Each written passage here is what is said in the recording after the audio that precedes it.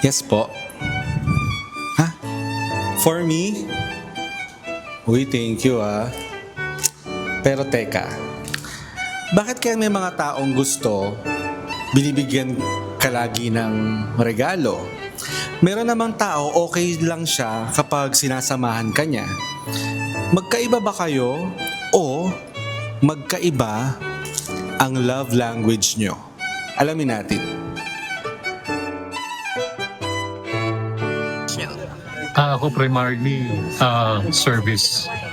I want to, please my wife with things na pwedeng gawin para sa kanya para lagi siyang masaya. I prefer to receive as a love language words of affirmation.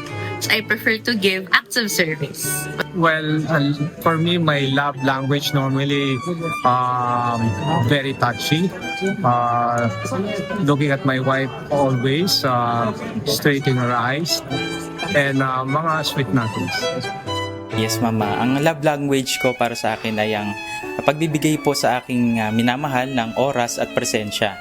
Sa pagbibigay po ng oras sa aking partner ay ipinapakita ko po ang pagmamahal po sa kanya. Yung simpleng makasama ko po siya ay nagbibigay po ako ng pag-unawa, pagmamahal at pagsuporta sa kanya. Love language ko, ma'am. Yung love language ko, ma'am, is mahilig akong magbigay ng gift sa taong mahal ko at saka act of service. So dinadaan ko na lang po sa pagbigay ng gift sa kanya na isang na nagsisimbolo din po na hindi ko siya nakakalimutan.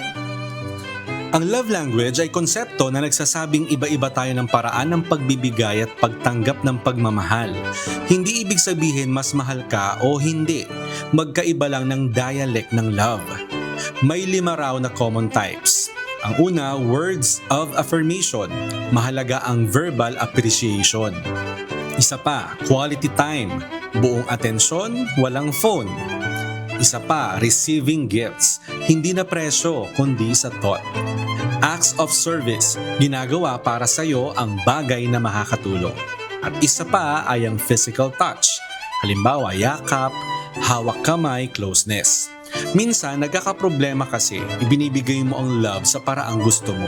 Pero hindi yun ang paraan na naiintindihan ng partner mo.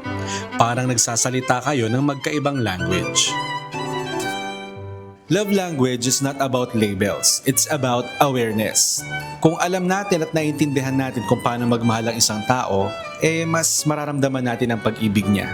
Dahil minsan ang tunay na pagmamahal ay nandoon sa tamang paraan ng paggawa nito. Sana may natutuhan kayo at laging tatandaan, mapalad po ang tao na nakakasumpong ng karunungan at ang tao na nagtatamo ng kaunawaan.